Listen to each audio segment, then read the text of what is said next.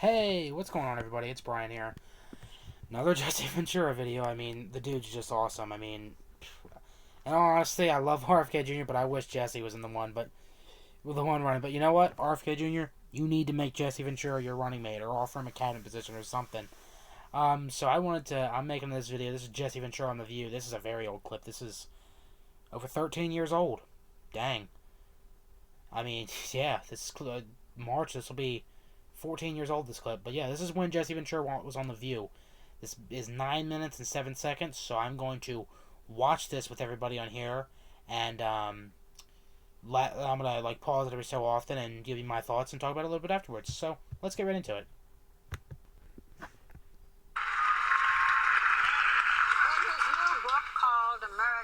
Conspiracies, a former wrestler and Minnesota Governor Jesse Ventura says that he is exposing what he calls a shameful history of our government that includes lying about the 9/11 terrorist attacks, rigging presidential elections, covering up the truth about the assassination of Americans like John Kennedy and Bobby Kennedy, even Abraham Lincoln. I mean, whatever you mention, he says it was pretty much a conspiracy. So I have a little problem. I read this book.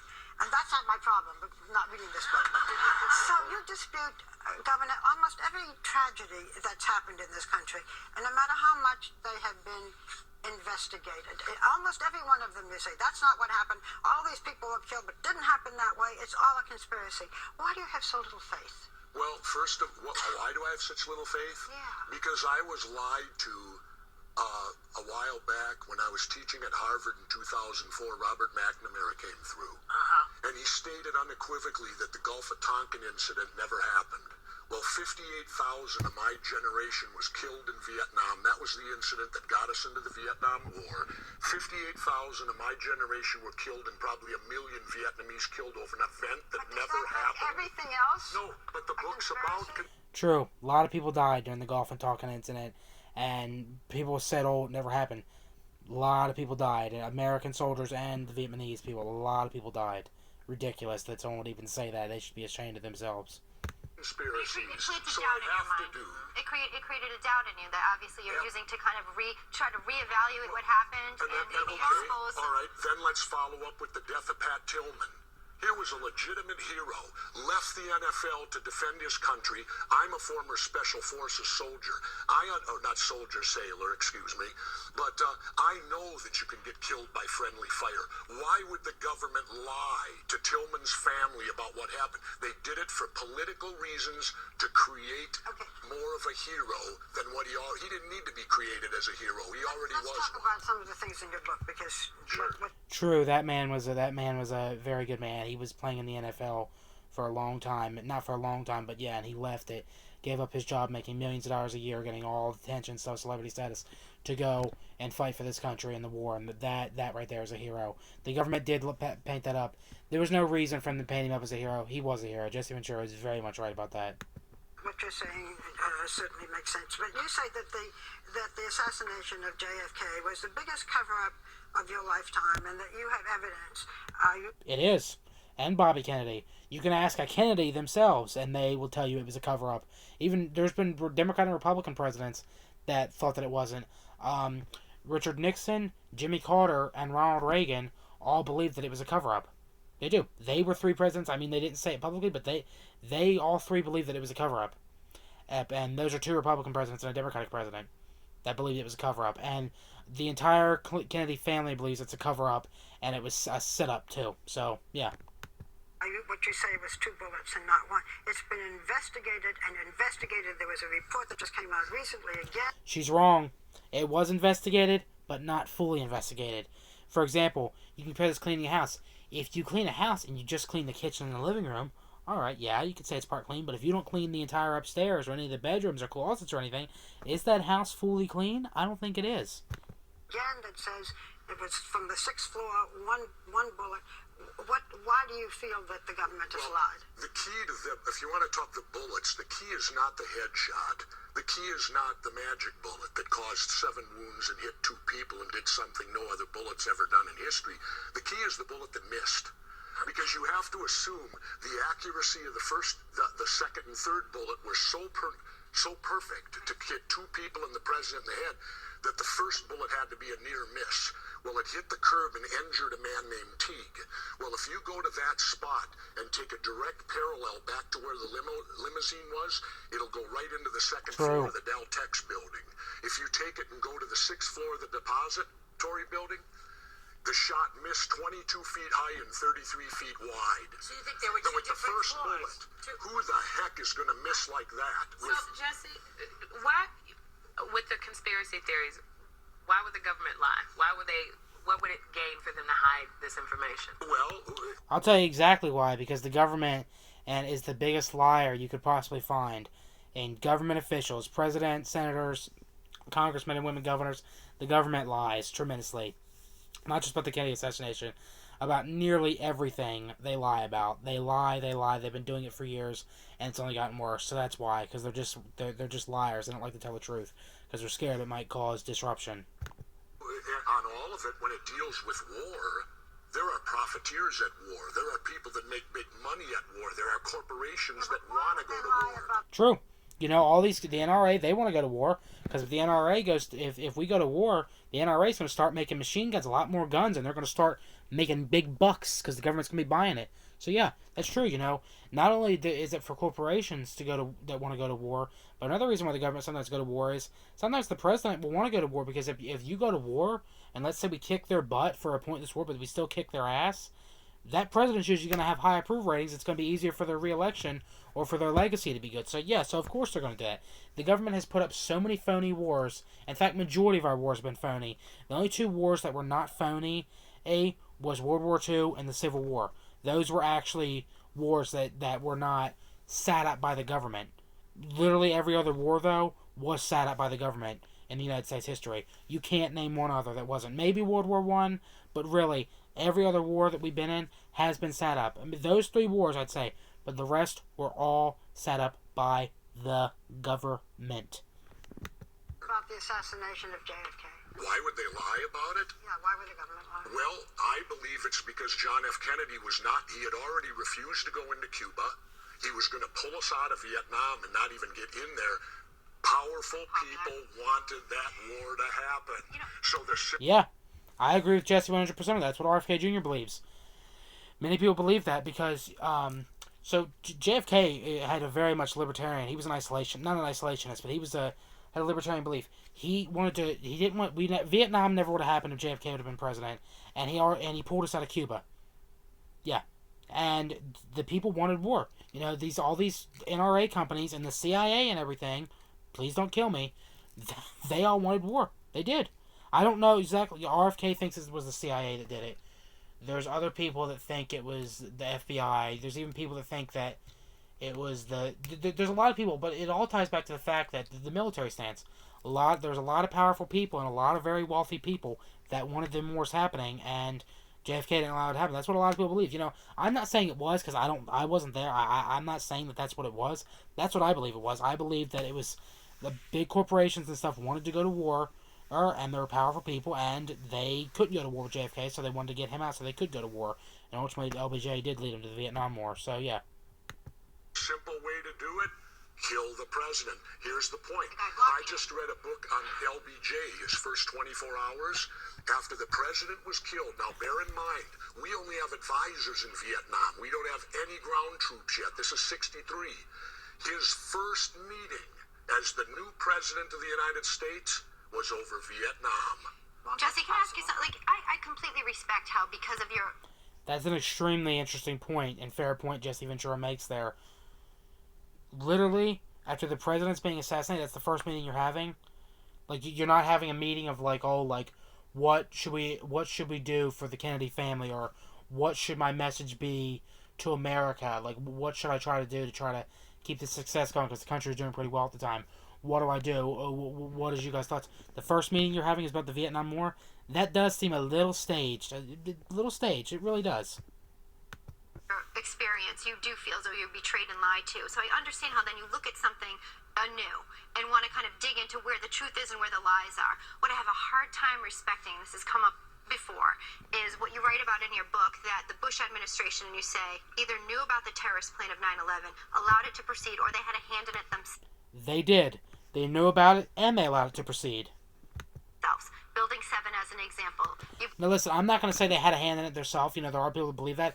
I have mixed feelings with it. Some of me says yes, some of me says no. But George Bush, Dick Cheney, Condoleezza Rice, his entire administration was pre-warned by other countries and the military. Israel warned us, so did our military experts, that this was going to happen. And Bush, months before, in July, is when they apparently told, over 2 months before it happened, and Bush did absolutely nothing. There was no action. So he did know about it. He did. I'm not saying he was involved in it, but he did know about it. I don't know if it was just the willpower. He didn't have the willpower to go and try to fix it, or if I don't know if he didn't want to deal with it. I don't know. Maybe he wanted it to happen. Who knows? But it's proven, and there was never a real investigation, and George Bush and his entire administration should be investigated on that, and there should be a court hearing, because they knew about it. They knew it was going to happen. It's not a conspiracy theory to say that anymore. It was proven. There's members of the administration that have came out and admitted that they knew it happened. So that's ridiculous as to say that, oh, he didn't know it was going to happen. It's just ridiculous. You do believe that the Bush administration was behind that building coming down? It was never hit by a plane, and it fell in 7 seconds, and it was 49 stories high. And they're telling us that fire can drop a skyscraper in 7 seconds. Think of basic physics. That's as fast as the speed of gravity. No resistance. Where's the resistance? Why did it have to be the Bush administration? Because that's when it happened. Like I said, go back in time. Or, no, not in time. Go to a physical science class. Ask any science teacher or scientist, can fire drop a 49-story building in 7 seconds? 7 seconds. Ask. Can't do that. Any science teacher or scientist or expert on physics is going to tell you, absolutely not. A random person would tell you that. Absolutely not. That's not scientifically possible. Also, I do believe the government was behind blowing up that third building, because not a plane hit it in 7 seconds. How? There's no science behind that. Unless Bin Laden and the terrorists had some sort of unknown science unknown devices in science that the United States and no one else in the world knows about, the government was behind it. It's just not possible. For a building to fall that tall of a building and fire to cause that tall of a building to fall in 7 seconds. It's not possible. The resistance. Why did it have to be the Bush administration? Because that's when it happened.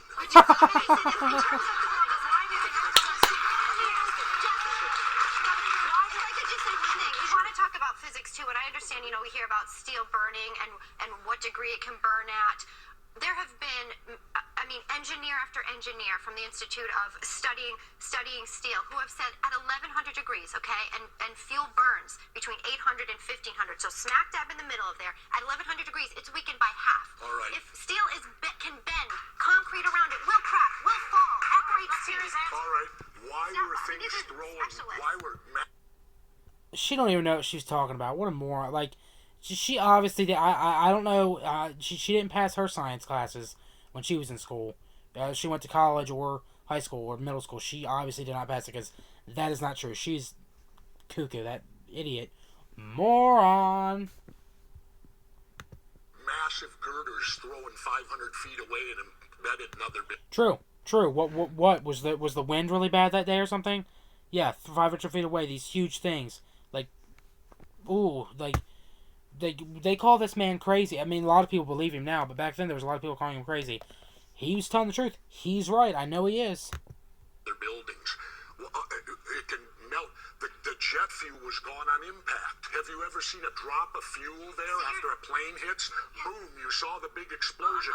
There went all the jet fuel. There was no more jet fuel. So you're saying carpet burning, Xerox stuff burning, drapery burning? You've seen the destruction down Can I talk there. about the motivation? Because you also said, by the way, it was not a plane that went into the Pentagon, it was a missile. Whatever one may feel about President Bush, you say the... It was a missile that hit it. It was not a plane. It was a missile. He was very much right about that. It was a missile. It was not a plane. That plane crap was bull crap. It was a lie. It was a missile. The reason that this was done was to protect oil interests, or because the president wanted to have the Iraq war.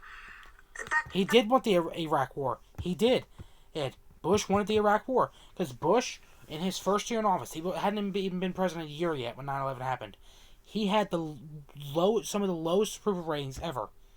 And if he didn't get a war started, or something didn't drastically bad happen that he showed good leadership then, he was going to lose re-election. That wasn't a guarantee, but it was looking like that his party would lose control of Congress and he would lose re-election, even though he wasn't technically elected in the first place.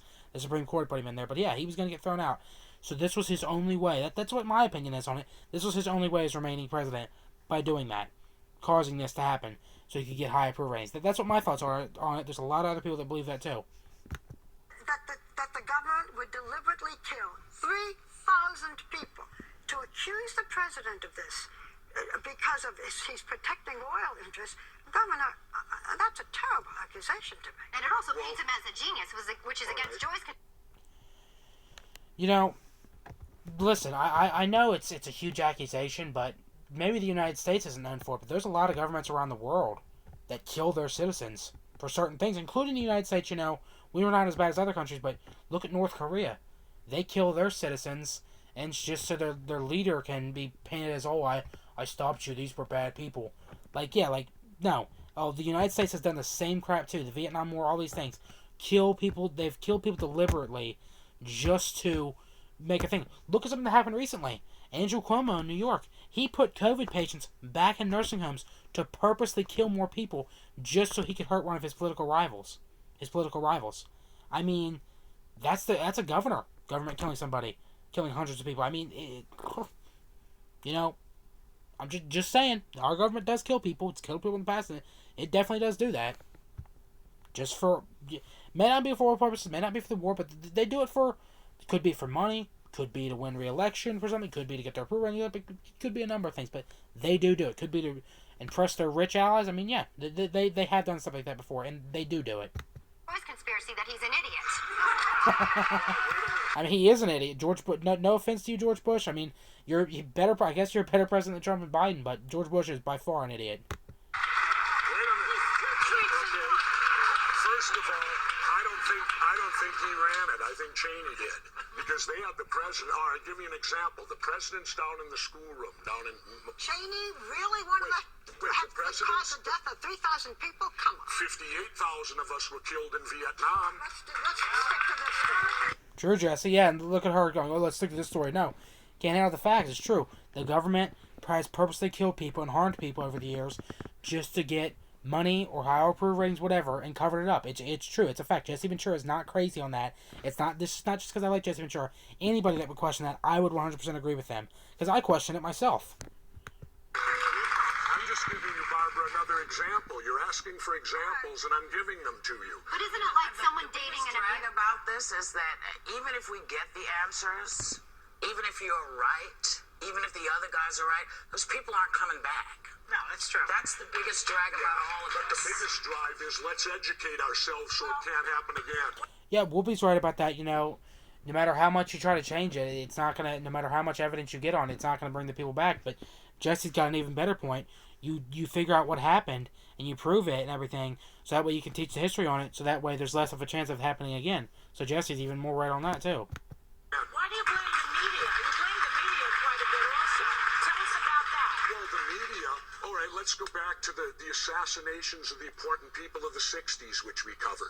Everyone was killed by a lone nut. Yeah, that sounds a little fishy. Nobody else, they didn't talk to anyone. She's right about that. It does sound fishy. You know, Martin Luther King, Bobby Kennedy, JFK, so many other people.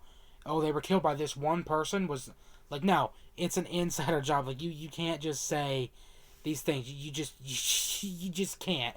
I just can't handle that. You just can't say stuff like that. Like, oh, like only one person that.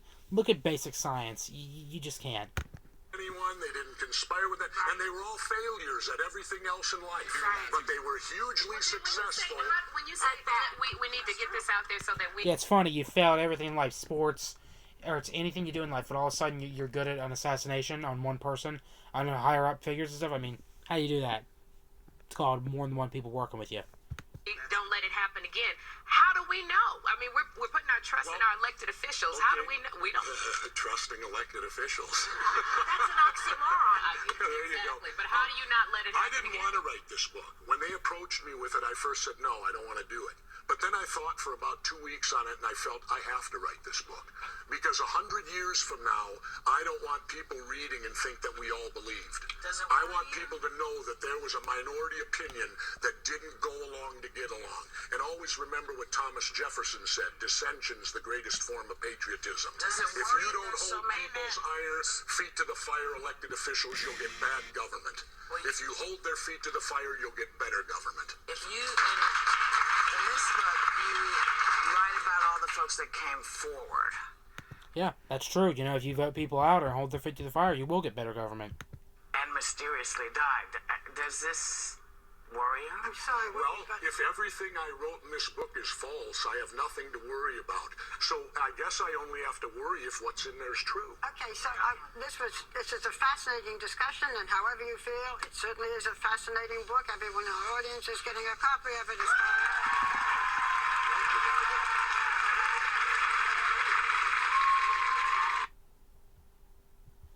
Yeah, it's amazing. Jesse Ventura is amazing. He knows what he's doing. He does. He questions a lot, and what a great guy. What a truly good, what a smart guy. You know, questions the establishment. I love that about him. Alright, everyone, that's it. Thank you all so much for watching this video. Please like this video. Please leave a comment. Please share this video and subscribe. Thanks, everybody. Bye-bye.